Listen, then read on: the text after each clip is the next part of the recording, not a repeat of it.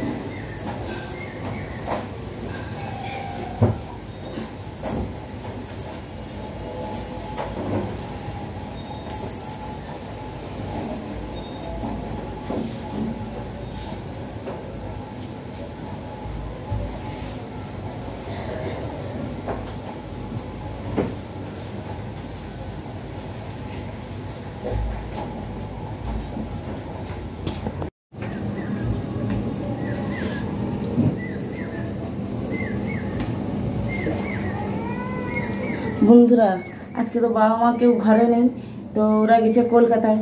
তো সেই জন্য আজকের বাবা মা তাদেরও বিছানপত্র সব এলোমেলো হয়ে আছে, আর বাচ্চাগুলো গেছে টিউশন। তো আজ প্রচণ্ড চাপ।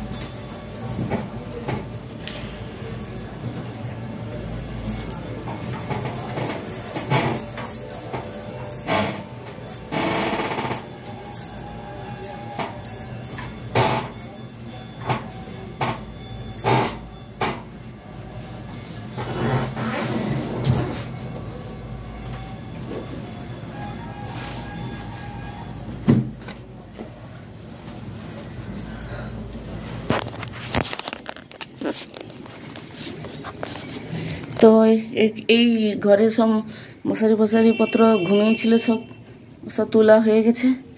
আর আর আজকে রান্না হবে পুঁই ডাঁটা আর কচু দিয়ে তরকারি, ঘন্ট। আর কাল মাংস এনেছিলাম দোকান দিয়ে, কাল এখানে আমাদের বাজার বার, কাল ওখান থেকে মাংস এনেছিলাম, আর মাংসের ঝোল। এই দুটো তরকারি হবে।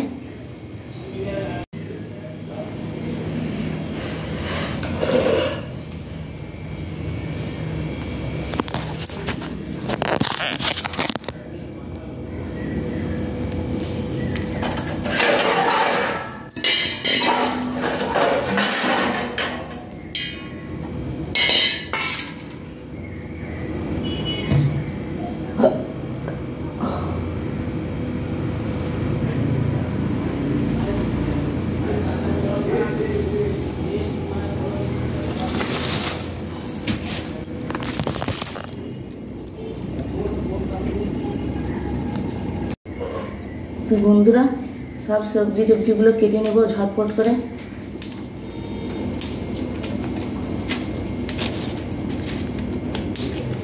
এই ডাঁটাগুলো রেখে দেবো, একটা ডাঁটা দেবো, আর সব শাক দিয়ে দেবো,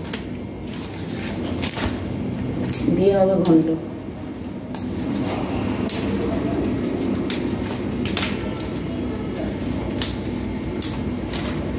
আর পুঁই শাক খেতে আমার প্রচণ্ড ভালো লাগে।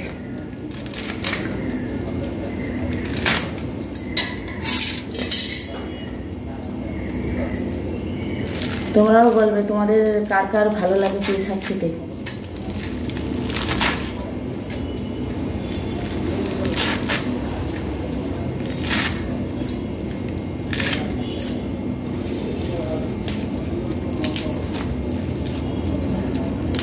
এখানে বন্ধুরা কখন আজকে তো সব থেকে একটা বড় দিন আছে, আজকের হচ্ছে পূর্ণিমার রথ, তো সেই জন্য আবার নিম্নচাপ শুরু হয়ে গেছে। আর আমাদের যে এখানে মেলা হয় সেটা আজকে শেষ দিন। মেলা হয় না, মেলা যে হচ্ছিল সেটার আজকে শেষ দিন।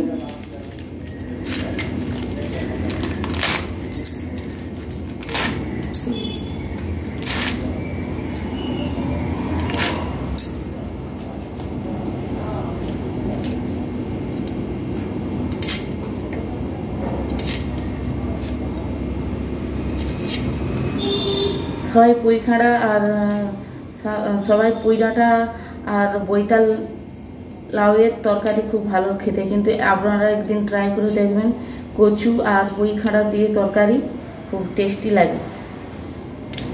কচু পালং শাক করে খেয়েছেন, কচু পুঁই ডাঁটা করে খাবেন, সব থেকে সুন্দর দেখায়।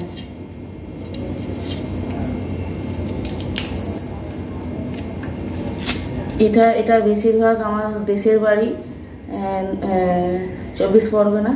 তো 24 পরগনার লোকেরা ওরা কি করে, ওরা যে সমুদ্র থেকে যে কাঁকড়া ধরে আনে, কাঁকড়া দিয়ে আর পুঁই ডাঁটা দিয়ে কচু দিয়ে ওরা এইভাবে তরকারি করে খায়। আর বৈতাল লাউয়ের যে তরকারি ওরা অতটা পছন্দ করে না।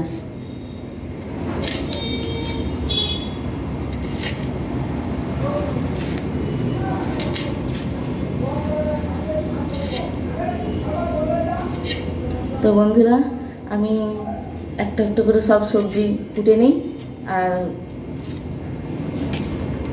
কুটে নিচ্ছি, আর তোমরাও আমার সঙ্গে থাকো আর দেখতে থাকো। তো বন্ধুরা এখন আমি আমার সবজি কুটা হয়ে গেছে, আর এখন আমি চালটা ধুয়ে নিয়েছি, এবার ভাতটা বসিয়ে দেব।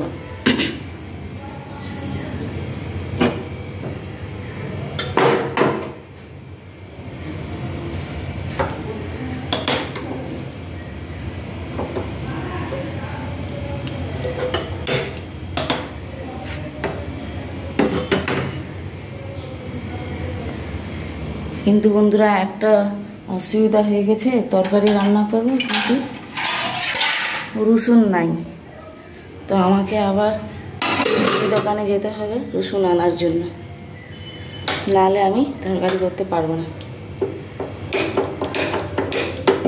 আর এই দিকে বসিয়ে দেবো যে পুঁই ডাঁটা দিয়ে চিংড়ি মাছ দিয়ে যে তরকারি করব সেইটা আমি করে দেবো। তো তোমরাও দেখতে থাকো।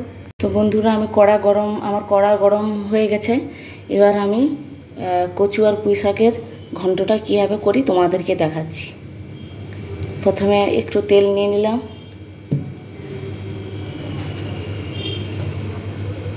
তেলের সাথে 5 ফোড়ন দিয়ে দিলাম আর একটা তেজপাতা দুটো দিয়ে গেলে এবার এতে আছে পেঁয়াজ আর লঙ্কা।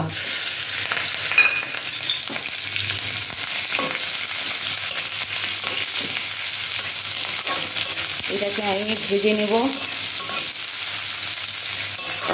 এটাকে লাল লাল করে পেঁয়াজটাকে লাল লাল করে ভেজে নেব।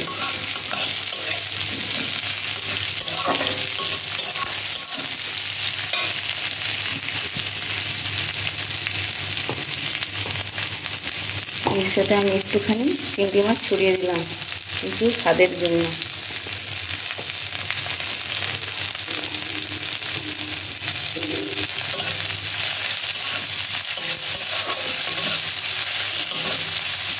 চিংড়ি মাছ ভাজা করে যে রাখা হয়েছিল সেটা আমি একটুখানি দিয়ে দিলাম, দিয়ে আবার নাড়াচাড়া শুরু করলাম। দেখুন এবার মশলাটা ভাজা ভাজা হয়ে আসছে।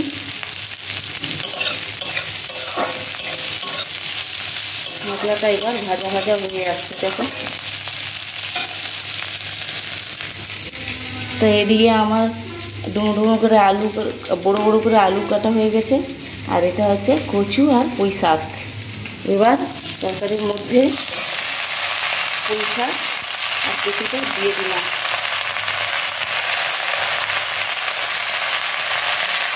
এটাকে এবার ভালো করে নাড়াচাড়া করে নেব।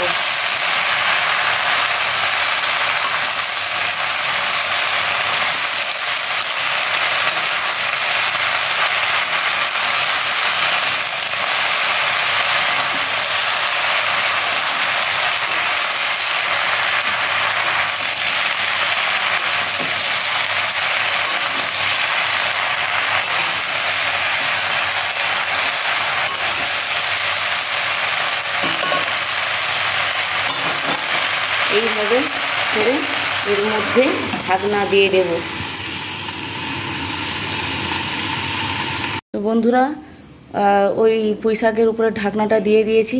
ওটা এখন জ্বলবে, জোরে জোরে পাতাটা একদম ছোট হয়ে যাবে। তারপরে আবার নুন হলদি দিয়ে ওকে আবার নাড়াচাড়া করতে হবে। বন্ধুরা এবার আমি ঢাকনাটা খুলে দিলাম। খুলে দিয়ে আবার একটু নাড়াচাড়া করলাম যাতে না নিচে লেগে যায়।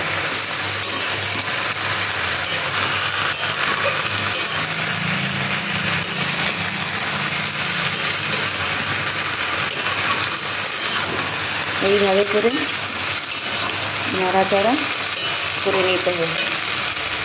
এরপরে দিয়ে দিতে হবে হলুদ। আমি দিয়েছি এতটাও হলুদ, কারণ আমি বেশি ঘন হলুদ করতে চাই না।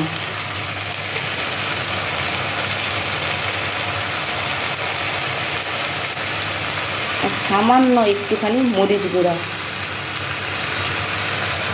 কালারের জন্য।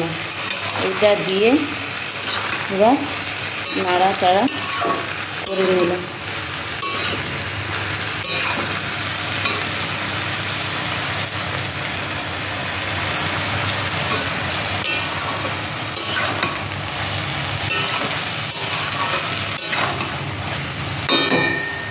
এইভাবে নাড়াচাড়া করে আবার ঢাকনা দিয়ে দিলাম।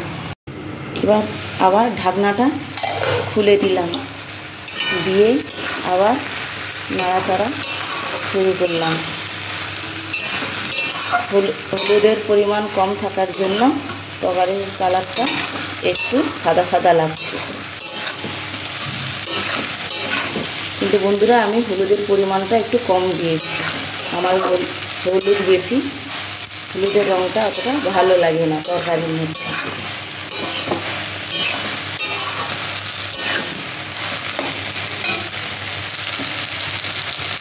দেখুন বন্ধুরা লাস্টের নিচের দিকে জলটা শুষে নিয়েছে,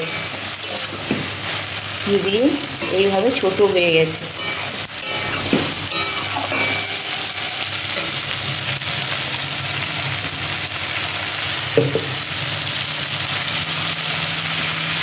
তো বন্ধুরা আমি তরকারির মধ্যে একবার জল দিয়ে দিয়েছি আর একবার জল দিয়ে দিলাম, কারণ এতে আছে কচু পুঁই ডাঁটা। তো সিদ্ধ হতে একটু সময় লাগবে, সেই জন্য আমি 2 গ্লাস পরিমাণ জল দিয়ে দিলাম।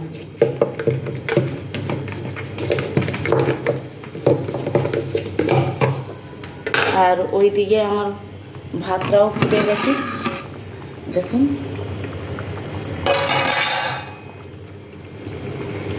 তো এবার আমি একটু লবণ দিয়ে দিলাম।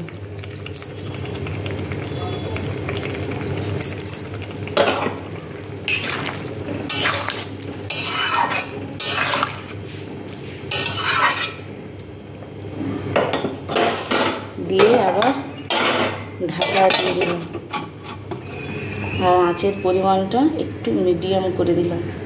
আর ওইদিকে আমার ভাত ফুটে গেছে।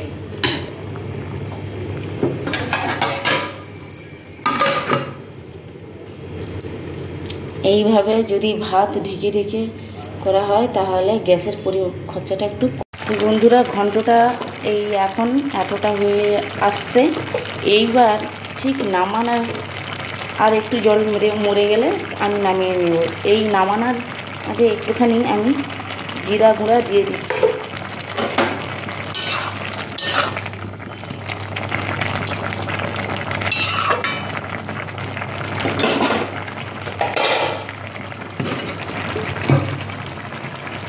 আর ওইদিকে মনে হয় আমার ভাতটা হয়ে গেছে। তো এটা হচ্ছে ডাল ঘাঁটা। তো কচুটা তো গোটা গোটা হয়ে আছে, এইভাবে করে ঠেসে দিতে হবে যাতে কচুটা পাতলা পাতলা হয়ে মোটা আর ঘন দেখায়। এই দেখুন এইভাবে কচুটাকে ভেঙে দিতে হবে।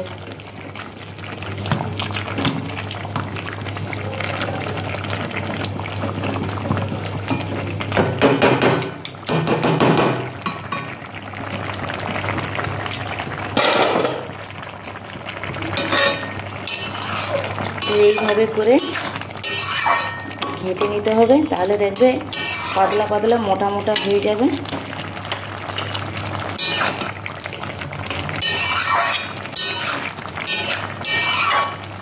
আর কিছুটা জল মরে গেলে আমার কচুর আর পুঁইখাড়া তরকারি শেষ। তো বন্ধুরা আমার ভাত হয়ে গেছে, এবার ভাতটা গড়িয়ে নেব।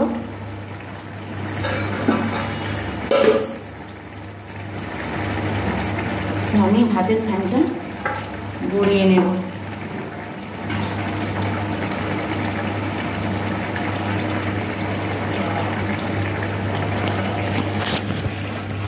আর এইদিকে আমার কচুর তরকারিটা মিনিমাম হয়েই আসছে।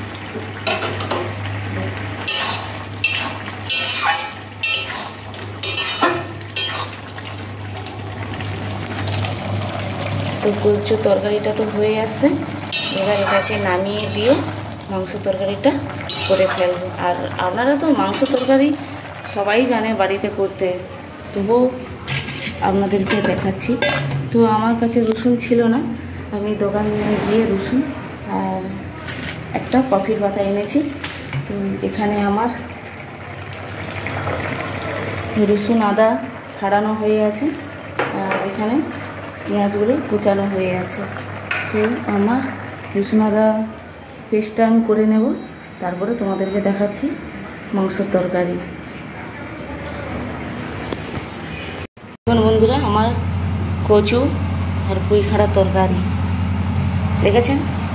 তো এইদিকে আমার আবার কড়া গরম হয়ে গেছে, আমি দিয়ে দিব তেল।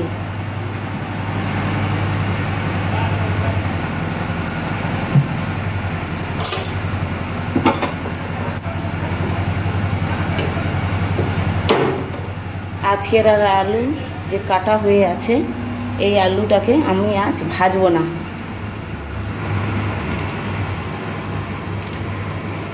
আজকে যে মাংস রেসিপিটা দেখাবো, এটা আমি আমার হাজব্যান্ডের কাছ থেকে শিখেছি। তো দেখো ও আগে কীভাবে করতো, সবই একই রকম, শুধু একটাই জিনিস। এই যে তেলটা গরম হয়ে গেছে, এই তেলের আগে দেওয়ার সময়টা হচ্ছে এটা আছে বন্ধুরা 5 ফোড়ন। তা আমি দিয়ে দেবো 5 ফোড়ন দিয়ে দিলাম। এরপরে এতে দিয়ে দেবো পেঁয়াজ কুচি,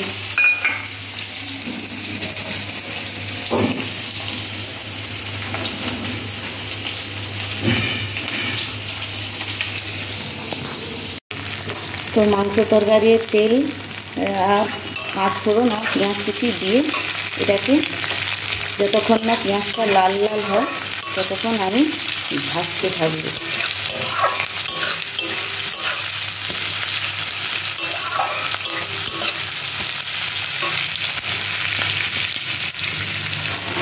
যাতে পেঁয়াজটা তাড়াতাড়ি ভাজা হয়ে যায়, সেই জন্য পেঁয়াজের উপরে একটু লবণ ছড়িয়ে দেবো, যাতে পেঁয়াজটা তাড়াতাড়ি নরম হয়ে যায়। আর পেঁয়াজের যে স্মেলটা ওটা কম হয়ে যাবে।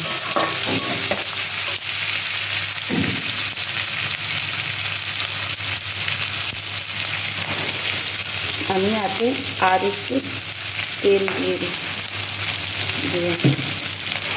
দিয়ে এইভাবে করে নাড়াচাড়া করব।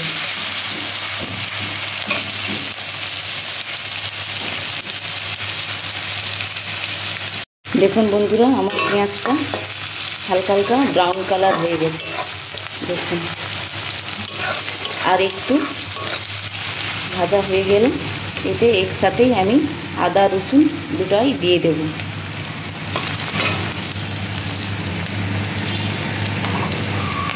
প্রথমে দেব রসুন, যাতে পেঁয়াজের সাথে হালকা করে ভাজা হয়ে যায়।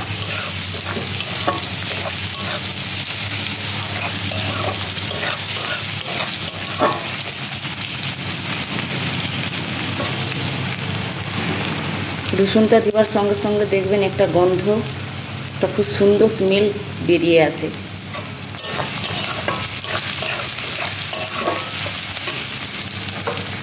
পরে দিয়ে দিলাম আদা কুচি, আদা বাটা দিয়ে এটাকে আমি নাড়তে থাকি। এখানে আমি ফ্রিজ থেকে মাংসটা বের করে জলের মধ্যে ভিজিয়ে রেখেছি। আর এখানে আমার আদা রসুন পেঁয়াজ ভাজা ভাজা হয়ে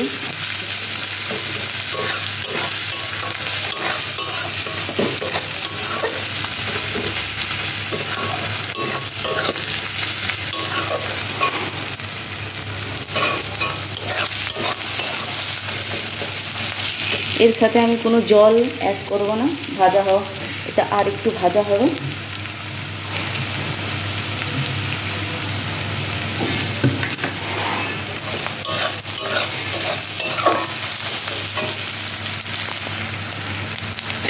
এর সাথে দিয়ে দেবো এবার আলু, যেহেতু আলুগুলো খুব বড় বড় আছে আর পোলট্রির মুরগি, তো এতে তাড়াতাড়ি সিদ্ধ হয়ে যায়, সেজন্য প্রথমে আলু দিয়ে দিলাম, পরে দিয়ে দিলাম মাংসগুলো।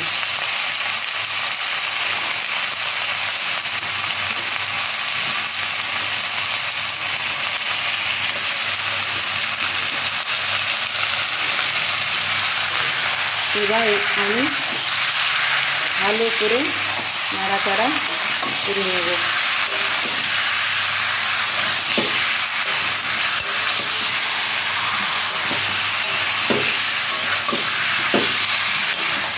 যাতে মশলাগুলো মাংসের গায়ে ভালোভাবে বসে যায়।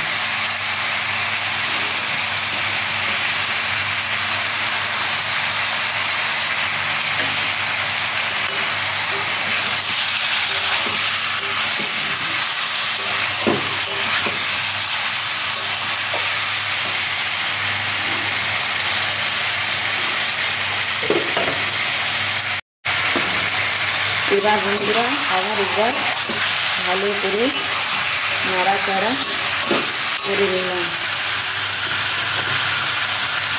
করে হলুদ গুঁড়ো,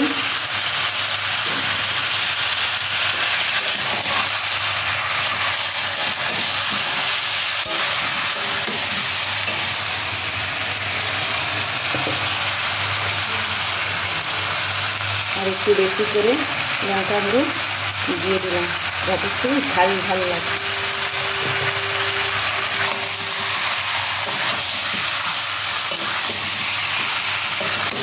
মুরগির মাংসতে একটু লাল লাল করে না দিলে ভালো লাগে না। এরপরে সব মশলা দিয়ে আর একটু লবণ দিয়ে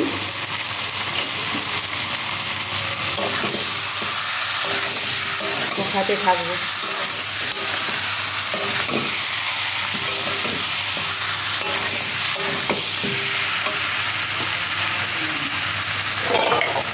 এবার আমি ঢাকনা দিয়ে দেব। তবে বন্ধুরা তারপরে জল আর যা কিছু দিতে হয় গরম মশলা এইসব দিয়ে তো আবার নামিয়ে নেব।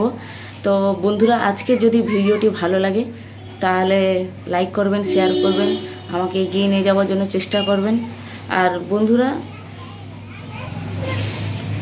তাহলে আজকের পূর্ণিমা রথ,